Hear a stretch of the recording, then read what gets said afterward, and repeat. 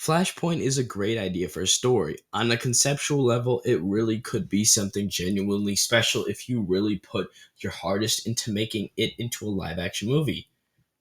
That wasn't this. This honestly very big disappointment was a waste of my time and a waste of my money. I can't believe I spent 2 hours and about roughly $20, not including snacks and drinks, just to see this piece of garbage. Now maybe it's not that awful, but it made it feel that bad because it was such a disappointment on every single level. So without further ado, let's get into why this movie really ruined the story on any level imaginable. Now, with the positives, there's not a ton that I can really name, but there's a couple I can name. I guess some of the CGI wasn't awful. It wasn't bad all the time. There was, hints where it was, there's certain scenes where I didn't hate it really, I thought the action scenes for the most part weren't that bad. They were pretty decent. They were pretty solid. There wasn't really anything wrong with them. I think it was a nice touch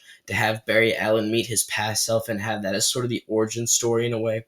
I thought that was pretty interesting, I guess you could say, for a first movie that, worked not terribly, I guess.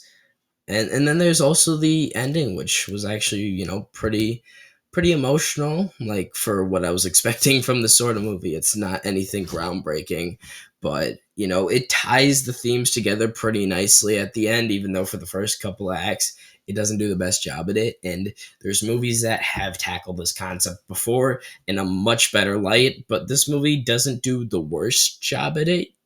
It does a solid job. It's nothing great or special, but there was a good amount of effort put into that.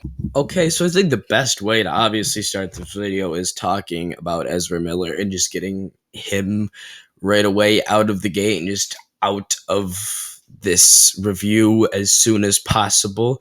Now, I think it's definitely very obvious to bring up all the allegations with him, which, oh my god, there are so many that go back from 2 years ago to 1 year ago to maybe 6 months ago or something. I don't know. I don't keep up with Ezra Miller stuff. But my point is, he's a very controversial figure, and he could definitely damage this movie's reputation, or it could bring in more money. You really have no idea. It's a big gamble to keep him in your movie, especially after all the pushback, all of the production problems. Like, oh my god, did this movie have so many issues just going into it from the start? It just felt like it was bound to be a disaster. But anyways, talking about Ezra Miller, you'd think hopefully, he can make up for it with a good performance. I haven't seen Ezra Miller in a lot of things, but he is actually in my favorite movie, and he was pretty good in my favorite movie. However, in here, he's not very good. The beginning scene, honestly, I wanted to sock him in the face so many times. He was so twitchy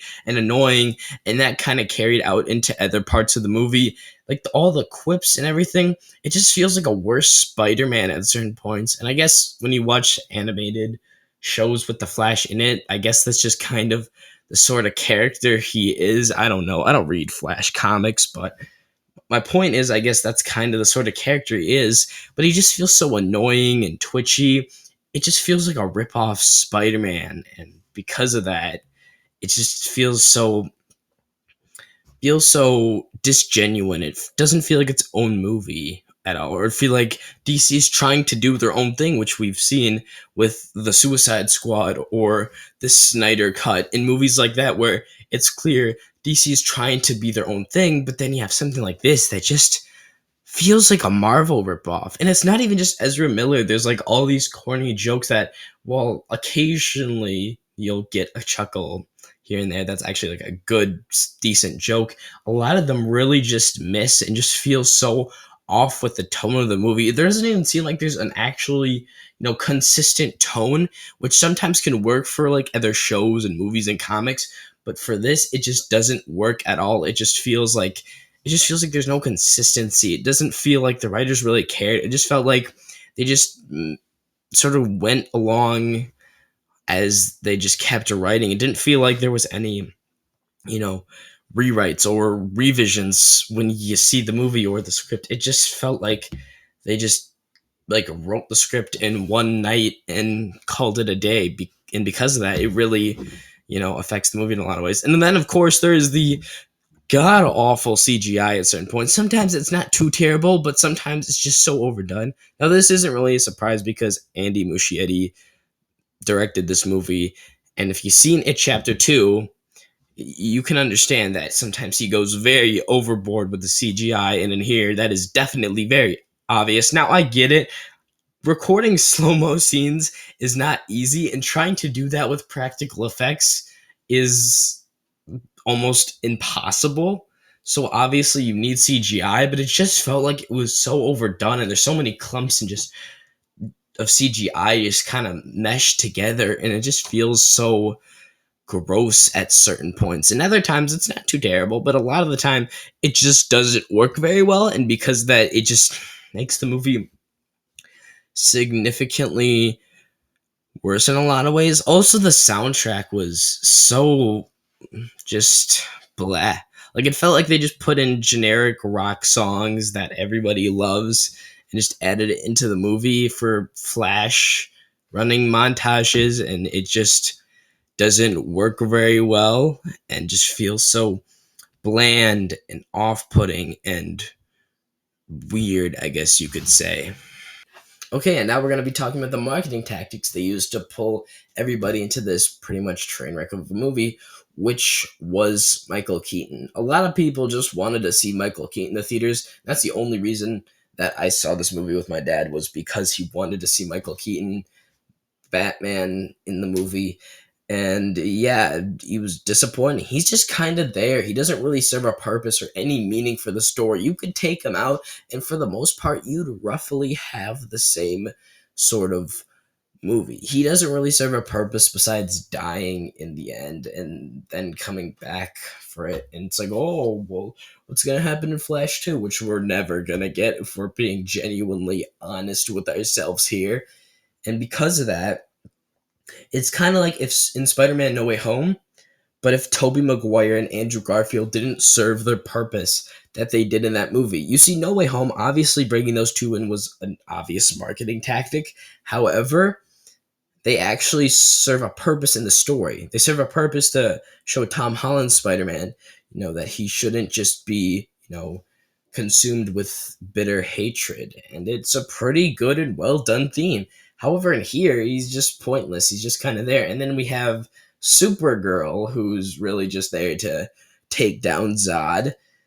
And it just feels like they don't really serve a purpose thematically or storytelling wise, and they're part of the main characters. But they don't do anything. They really could just be replaced with Green Lantern and uh, what's the Elastic DC guy? Him, I'll insert an image, but you get my point. My whole point is that there's really no purpose for these characters. They don't serve an actual purpose for Barry's journey. He just kind of figures it out all on his own, and because of that, it just feels less genuine. It feels less like an actual story progressing, and it feels like Barry's less of a character and more of just a plot device in his own right, which obviously does not work very well. So with that said, it all just feels like a massive mess and a cluster, and it feels like things only happen because you want them to, or things only happen because that's just how the story goes. And because of that, the whole movie just feels so blah, so disingenuous, so boring and bland. And maybe it's because I've been spoiled with all these great multiverse movies like, Spider-Man, the recent Spider-Verse movie that we just got, or the original, or Spider-Man No Way Home, which are all, great multiverse movies. And then you get DC's take on it, and it just feels like it serves less of the purpose of what's meant for these movies. A lot of the characters that you see in those movies that appear, they're not just there to be there for cool little quips and Easter eggs. They're there to teach the character a lesson or sort of introduce a theme, an idea. That's what you're supposed to use these multiverse concepts for, not just a plot device to make a fun movie. Sure, you can make it like that, but at least make the movie somewhat competent and have some sort of theme or attachment or idea. And while this movie does have that sort of theme, it feels like it's pushed aside a lot of the movie for quips and jokes.